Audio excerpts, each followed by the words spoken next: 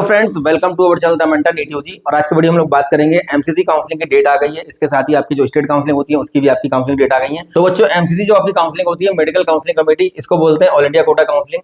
All India quota counselling में जितने भी आपके all over India government medical college हैं, इनकी 15% सीटें यहाँ पे पार्टिसिपेट करती हैं। मतलब आप दूसरे स्टेट का कोई बच्चा, से मान ली यूपी कोई बच्चा है, गुजरात में चाहता है गवर्नमेंट मेडिकल कॉलेज, या कोई महाराष्ट्र का बच्चा अगर यूपी का केजीएमसी लेना चाहता है तो उसको क्या करना होगा, एमसीसी काउंसलिंग में पार्टिसिपेट करना होगा। अब ये एमसीसी काउंसलिंग में जो कॉलेज पार्टिसिपेट करते हैं वो कौन कौन से कॉलेज पार्टिसिपेट करते हैं हम लोग देख लेते हैं। देखिए, ये बच्चों हमारे कॉलेज हैं जो ऑल इंडिया काउंसलिंग में पार्टिसिपेट करते हैं। यहाँ पे देखिए आपका ऑल एस्पेक्ट सेंट्रल यूनिवर्सिटी, मतलब सेंट्रल यूनिवर्सिटी के अलावा जो कॉलेज आपके जितने भी गवर्नमेंट मेडिकल कॉलेज हैं वो पार्टिसिपेट करते हैं। जितनी भी आपकी सेंट्रल यूनिवर्सिटीज है वो पार्टिसिपेट करती हैं। जितनी भी आपकी डीम्ड यूनिवर्सिटीज है वो पार्टिसिपेट करती हैं। इसके अलावा ईएसआईसी की जो कॉलेज है वो पार्टिसिपेट करते हैं। और जितने भी आपके एम्स है वो यहाँ पार्टिसिपेट करते हैं। इसके अलावा आपका जिपमेर है, जिपमेर पार्टिसिपेट करता है। इसको बोलते हैं Jawaharlal Nehru institute of post graduate medical education research. अब यहाँ इसके अलावा जो आपके कोर्स रहते हैं वो कौन कौन से रहते हैं, यहाँ पे देखिए कोर्स यहाँ पे होता है आपका एमबीबीएस, बीडीएस के लिए सारे कॉलेज पार्टिसिपेट करते हैं। इसके अलावा बीएससी नर्सिंग भी इंक्लूड कर दिया गया है। बीएससी नर्सिंग को भी आप यहाँ पे ऑप्ट कर सकते हैं। जहां जहां भी बीएससी नर्सिंग चलता है उसका हम लोग किसी नेक्स्ट वीडियो में बात कर लेंगे।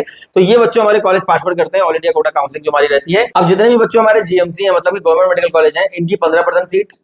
इसके अलावा सेंट्रल यूनिवर्सिटीज की 100% सीट, डीम्ड की 100% सीट। डीम्ड की फीस थोड़ी ज्यादा है, जो आप डीम्ड के लिए काउंसलिंग करेंगे तो आपको अमाउंट भी यहाँ पे ज्यादा जमा करना पड़ेगा। इसके अलावा ईएसआईसी की 100% सीट रहती है और आपके एम्स की 100% सीट रहती है। तो ये सभी कॉलेज की आपकी 100% सीट रहती है और 15% सीट आपकी होती है आपके गवर्नमेंट मेडिकल कॉलेजेस की।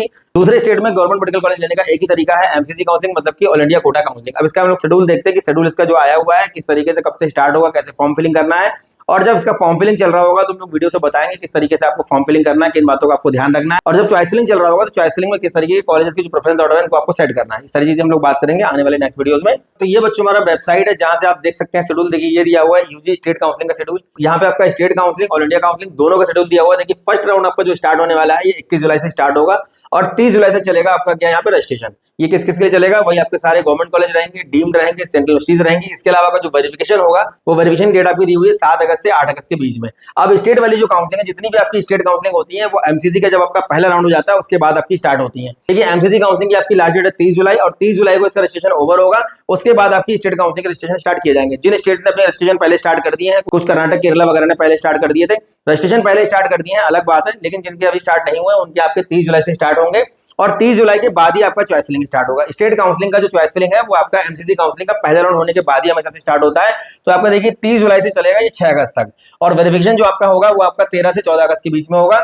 इसके अलावा जो सेकंड राउंड आपका होगा, जिन बच्चों को कॉलेज मिल जाएगा उसका देखिए लास्ट डेट ऑफ ज्वाइनिंग लिखा हुआ है 6 अगस्त और यहाँ पे देखिए दिया हुआ है 12 अगस्त। सेकंड राउंड की अगर हम लोग बात करें, सेकंड राउंड में देखिए आपका 12 अगस्त से स्टार्ट होगा, 20 अगस्त तक चलेगा और वेरिफिकेशन चलेगा आपका 30 अगस्त से आपका 1 सितंबर तक। उसके अलावा में स्टेट काउंसलिंग की हम बात करें तो स्टेट काउंसलिंग में देखिए 19 अगस्त से स्टार्ट हो गया, 29 अगस्त तक चलेगा और 5 सितंबर से आपका 6 सितंबर चलेगा डॉक्यूमेंट वेरिफिकेशन। उसके बाद बच्चों देखिए थर्ड राउंड, देखिए थर्ड राउंड चलेगा आपका 3 सितंबर से 10 सितंबर तक। वेरिफिकेशन आपका 19 सितंबर से 21 सितंबर तक चलेगा। स्टेट काउंसलिंग में देखिए 9 सितंबर से 18 सितंबर चलेगा और आपका जो वेरिफिकेशन होगा ये 24 सितंबर को होगा। उसके बाद थर्ड राउंड की जो लास्ट डेट ज्वाइनिंग की है वो 18 सितंबर है और यहाँ पे देखिए 23 सितंबर दिया हुआ, मतलब 23 सितंबर। इसके बाद जब 3 राउंड हो जाते हैं इसके बाद होता है स्टेट वैकेंसी राउंड। अब स्टेट वैकेंसी राउंड में देखिए आपका 22 सितंबर से 26 सितंबर चलेगा। यहाँ पे जो सीटें बच जाती हैं ऑल इंडिया कोटा काउंसलिंग में सीटें बच जाती हैं उसके लिए होता है स्टेट वैकेंसी राउंड, मतलब कि स्पॉट राउंड। इसको स्पॉट काउंसलिंग भी आप बोल सकते हो।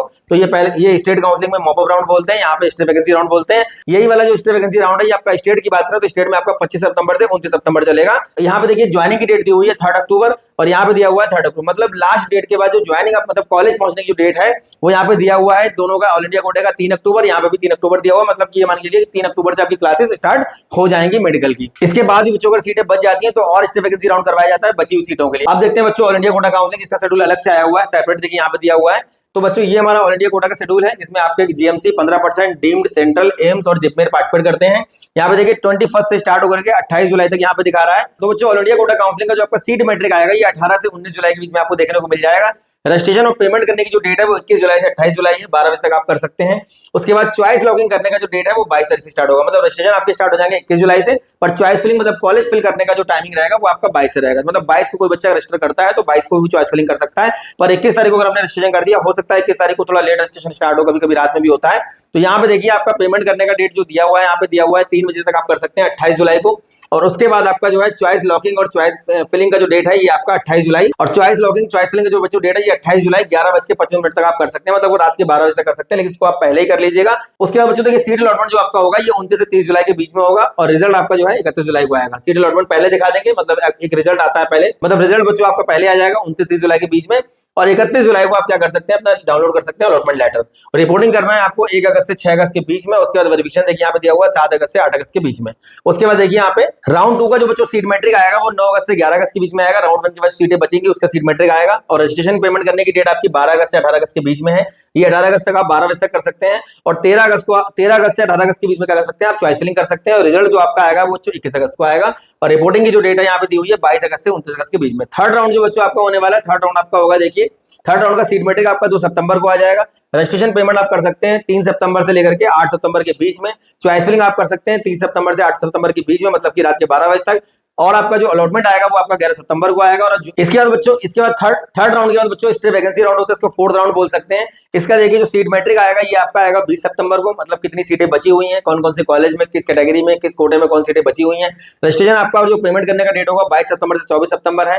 चॉइस फिलिंग आप कर सकते हैं 22 से 25 के बीच में, रात को 8 बजे तक आप कर सकते हैं इसको। उसके अलावा आपका जो रिजल्ट आएगा ये आपका आएगा 27 सितंबर को, मतलब 27 सितंबर को आपका ये फाइनल काउंसलिंग खत्म हो जाएगी। इसके बाद अगर सीटें बच जाएंगी तो फिर बाद में आपका स्टे वैकेंसी राउंड एक और करवाया जाता है, अगर सीटें बचती हैं तो। रजिस्ट्रेशन बच्चों आपका 21 जुलाई से स्टार्ट हो जाएगा ऑल इंडिया कोटा काउंसलिंग के लिए।